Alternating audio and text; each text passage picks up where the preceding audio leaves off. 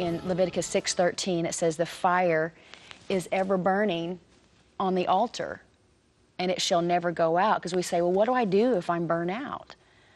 We go back to the altar where it's burning, and we get refreshed and renewed. We have to unload. And, Matthew 11:28-30, Jesus says, come to me, all you who are weary and heavy laden. I'll give you rest. Take my yoke upon you and learn of me, for I'm gentle and lowly.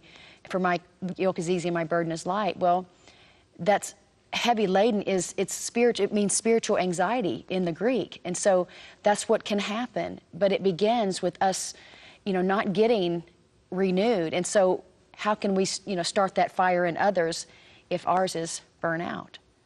And so, anyway, so we have to avoid that. We have to keep it burning. How do we do that? I'm sitting here thinking about like a caregiver, yes, or a parent, yes, or even whoever, somebody in the hospital, or where there's no relief. Yes. Like you have to be there and take care of that person.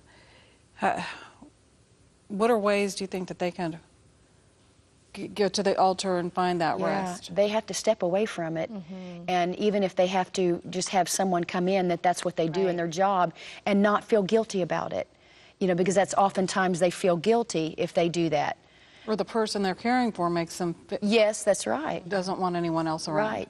But in order for their survival, so they don't lose it and get so stressed out that they, they're not able to really be their best, they have to get rest from it. They have to step away from it, get out of the house, get some fresh air. But they have to have a space because God, even in that, we're not designed for that. Because it's not only physical, it's emotionally stressing and overtaxing. And so we have to listen to our body, listen to what God is telling us, but we have to go back to that altar and just release it and get that, get that fire burning once again. It's like, in His Word, when He's in the Beatitudes, Matthew 5, and I believe it's 4, it says, blessed are they which do hunger and thirst after righteousness, for maybe verse 6, I'm not sure, but after righteousness, for they shall be filled.